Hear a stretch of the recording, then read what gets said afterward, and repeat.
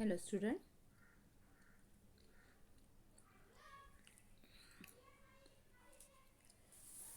जैसे हमने देखा था कि यानी वहाँ पे डाउन ऐप ऐप डाउनलोड करने के बाद जैसे आपको साइकिल चलानी है या इसके बाद आप अपने पास ऐसी किसी भी साइकिल को खोजकर उसे विशिष्ट कोड से खोल सकते हैं।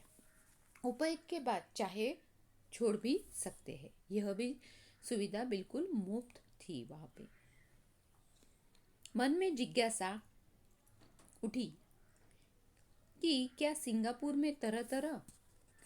सिंगापुर इस तरह यहाँ वहाँ खड़ी साइकिलों को देखकर किसी चोर उचक्के का यानी मन ललचाता नहीं होगा। ऐसी कल्पना उत्सुकता लेखक के मन में उत्पन्न हुई। उसके बाद ये प्रश्न उत्पन्न हुआ, शायद तकनीक ने इस समस्या पर काबू पा लिया होगा। यानी जो उन्होंने तकनीकें यानी शोध किए थे उसके इस कारण इस समस्या पर जैसे उन्होंने काबू पा लिया होगा। वैसे यहाँ एक जगह ऐसी दो साइकिलें भी पड़ी दिखाई दी जो इस्तेमाल के लायक नहीं थी और कबाड़ बन चुकी थी। यानी ऐसी भी कुछ साइकिलें वहाँ पे उन्हें दिखाई दी। जो व्यक्ति हमारे लिए भोजन लेकर आता था उसने बताया, यानी जो व्यक्ति लेखक के लिए भोजन लेके आता था उसने क्या बताया? उसने बताया कि वह 10 साल पहले भारत के हरियाणा से सिंगापुर आया था। उसने बताया कि मैं 10 साल पहले हरियाणा से सिंगापुर आया था और तब माता पिता के साथ यही बस गया उसके अनुसार पहले सिंगापुर आकर काम के लिए बच जाना या यहाँ की नागरिकता लेना आसान था, लेकिन अब उतना आसान नहीं रह गया है। यानी लेखक के लिए जो खाना लेके आता था उसने कहा कि मैं हरियाणा से सिंगापुर आया हूँ और अपने माता के पिता के साथ यहीं पे आके बस गया। अब पहले सिंगापुर आकर काम के लिए यहाँ पे बच जाना या यही का नागरिकत्व लेना आसान था, लेकिन अब उतना आसान नहीं रह गया है। मैंने अनुमान लगाया कि पहले यहाँ की सरकार को अपने देश के कामकाजों को चलाने के लिए लोगों की ज़रूरत थी।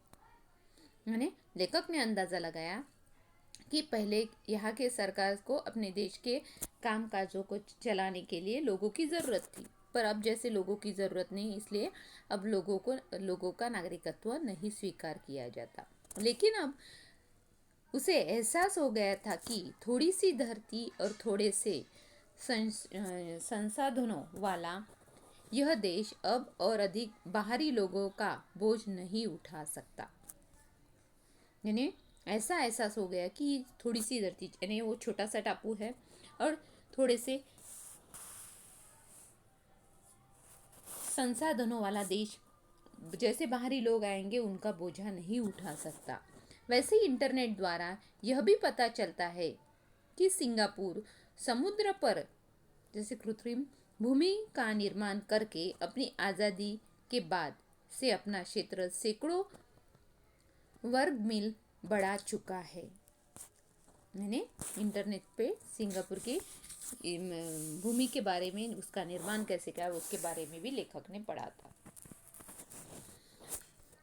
कि कैसे संशोधन हुआ और किस संशोधनों के माध्यम से सिंगापुर का निर्माण हुआ। जैसे सिंगापुर समुद्र पर अपनी जैसे भूमि का निर्माण कैसे करता है, ऐसी बहुत सारी बातें पता चली। सिंगापुर में प्राकृतिक संसाधनों का अभाव है और पर्यटनों के लिए भी कुछ खास नहीं है। इसलिए उन्होंने आधुनिक तकनीक से सब कुछ स्वयं बना लिया। यानी उन्होंने तकनीकों का इस्तेमाल किया और जो अभाव थे वो अभाव पूरे करने की उन्होंने कोशिश की। उदाहरण के लिए एक विशाल, जैसे उन्होंने उदाहरण लिया कि उन्होंने फूलों का एक विशाल बगीचा बना दिया। वहां पे उन्होंने क्या किया कि फूलों का एक विशाल बगीचा बना लिया। जंगल नहीं तो एक पार्क को जंगल का रूप देकर उसे नाइट सफारी का नाम दे दिया। साथ ही हम वहाँ के हम वहाँ गए तो हमें पता चला कि वहाँ अधिकतर वन्य प्राणी भारत से ही प्राप्त किए गए हैं। यानी उन्हें ये भी पता चला कि यहाँ के जो प्राणी हैं, जानवर है, वो भारत से ही प्राप्त किए गए हैं।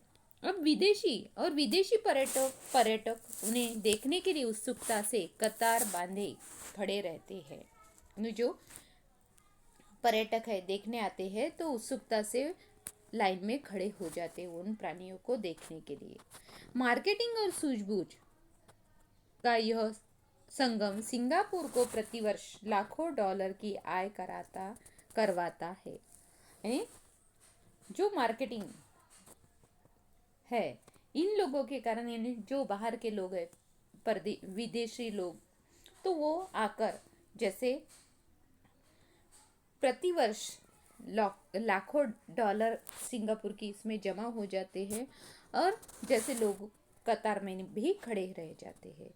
भारत के प्रति गर्व का अनुभव भी हुआ कि हमारा देश प्राकृतिक और मानव निर्मित, यानी जैसे मानव निर्मित अबूझों का जैसे खजाना माना गया है कि ऐसी चीजें हैं हमारे भारत के पास कि जो किसी के पास नहीं दिखाई देती।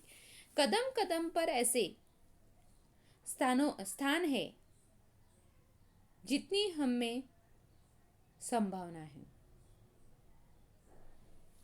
या कदम कदम पर ऐसे स्थान है जिनसे हमारे देश को भरपूर कमाई हो सकती है। किंतु अभी भी हम पर्यटन में उतना आगे नहीं निकल सके जितनी हमें संभावना है। यानी क्या कारण है? देखो, बाकी देशों में विदेशी लोग आते हैं, उससे क्या होता है,